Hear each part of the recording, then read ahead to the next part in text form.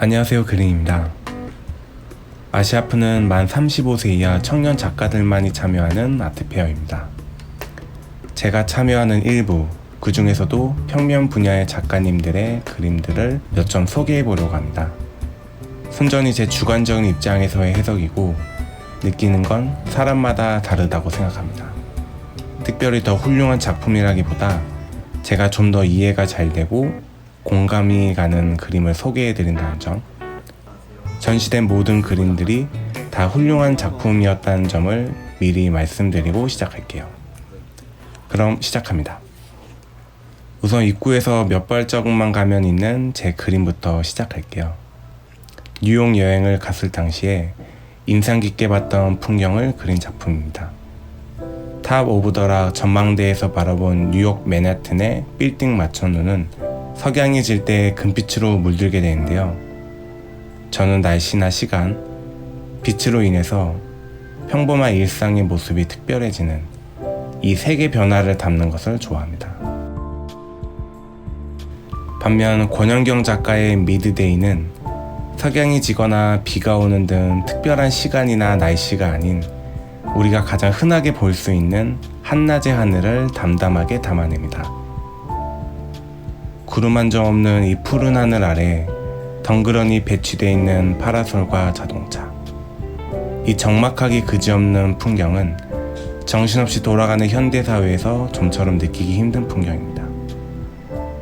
처음엔 낯설지만 이내에 고요함이 느껴지고 뭉쳐있는 마음이 풀리고 나면 평화로워지는 느낌을 받았습니다. 인상적인 풍경화가 하나 더 있습니다. 김영식 작가의 깊고 푸른 밤과 아침이 온다입니다. 저는 이 작가의 잿빛 기록이라는 개인전을 관람한 적이 있습니다.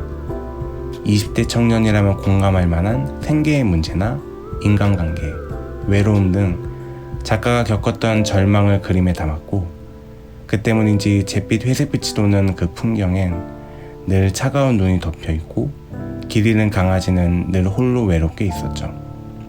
하지만 이 작품이 바로 매력적인 이유는 바로 희망이 있기 때문입니다. 길 잃은 강아지는 코를 킁킁대며 자신의 길을 찾고 있고 눈 덮인 이 황무지에 누군가가 제 길을 걸어간 흔적이 있으니까요.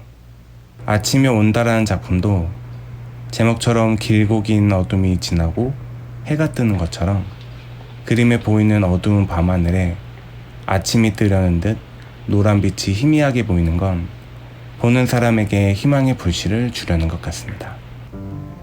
청년들의 이야기를 넘어 인류 전체의 삶의 경중을 울리는 작품도 있습니다. 김주현 작가의 목파나입니다. 나무는 그 자체로도 사람들에게 편안함을 주는 재료인 것 같습니다. 이 목파나를 봤을 때의 느낌도 처음엔 편하다였습니다. 목파나에 그려진 동물들도 편하게 잠자는 모습이었으니까요. 하지만 안대라고 눈을 가리고 있는 펭귄의 모습을 보니까 환경오염으로 고통받는 동물에게 문제의 심각성을 애써 감추거나 당장의 편리함을 위해 환경 문제를 외면해버리는 인간의 모습 같기도 했습니다. 세상 모르고 낮잠을 곤히 자는 원숭이의 모습은 그래서 더 마음을 무겁게 하는 것 같습니다. 분위기를 바꿔서 또래 작가들이 참여하는 아트페어이다 보니 여러모로 공감 가는 소재들이 많은데요. 고승영 작가의 대리만족 시리즈 오매불망 5가 그렇습니다. 제가 아는 어떤 작가는 농구화를 좋아하지만 살 돈이 없어서 직접 그려보는 걸로 마음을 달랬다는데 이 작가 역시 어린 시절 갖고 싶었지만 가질 수 없었던 장난감들을 그려보면서 위안과 즐거움을 얻지 않았을까라는 생각이 들었습니다. 장난감이다 보니 색감이 조금 원색적이라 유치해질 수 있는데 작가가 색을 세련되게 해석한 것도 인상적이었고 이 슈퍼히어로 뒤편에 공판이 왜 있을까 했는데 작가의 작업실에 책상을 의미한다고 하네요. 이 장난감들을 자기 작업실로 들고 왔으면 했던 걸까요? 저 역시 이런 문화를 공유하면서 자라온 세대라 더 와닿고 재밌는 그림이었습니다. 또 작가들의 그림을 소재로 많이 쓰는 것 중 하나가 동물인 것 같습니다. 이지희 작가의 스위트 쉘터라는 작품을 보면 이름 그대로 달콤한 안식처에 고양이들이 평화롭게 휴식을 취하는 모습입니다. 케이크 안쪽으로 푸른 어항이 보이는데 작가는 물고기들이 자유로이 헤엄치는 모습을 보면서 평안함을 느꼈던 걸까요? 그러고 보니 고양이는 생선을 좋아하는데 이 어항 안의 모습을 보고 무슨 생각을 했을지 궁금하네요.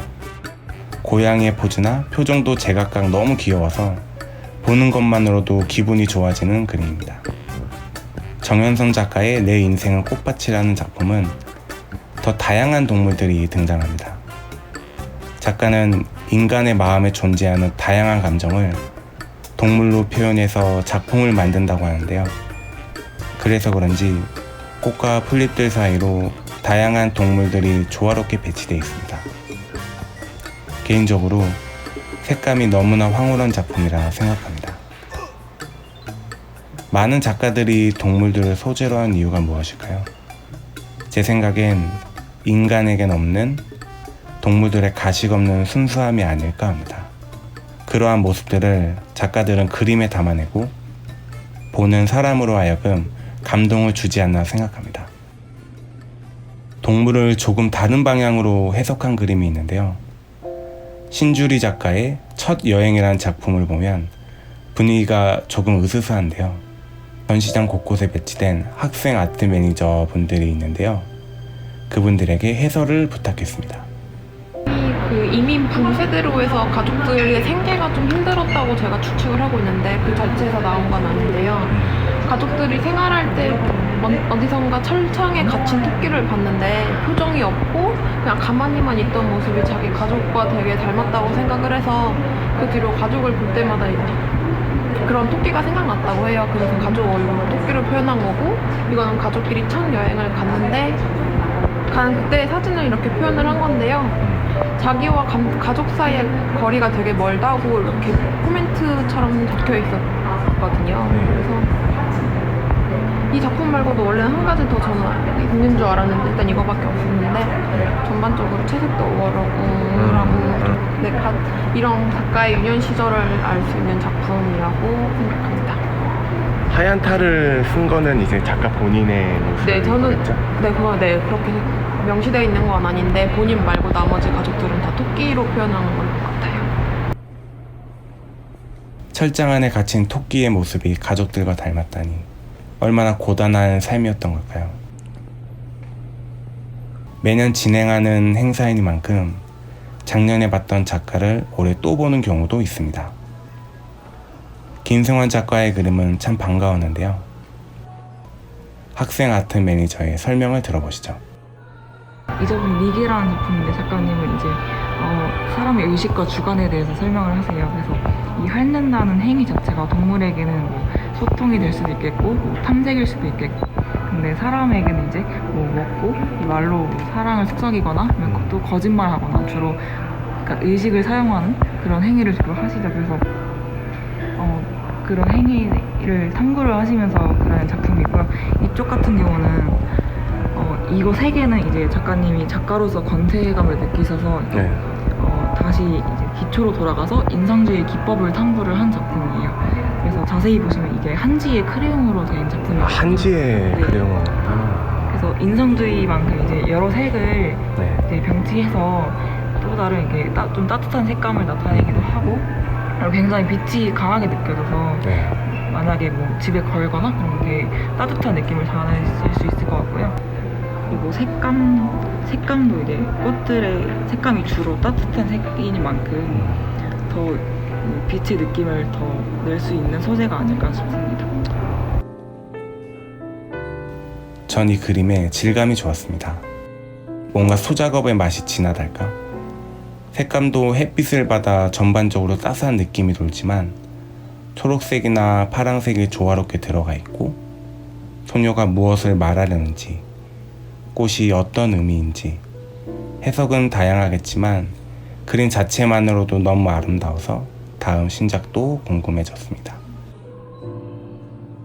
지금까지 본 작품들의 공통점을 하나 고르라면 위안이 아닐까 합니다.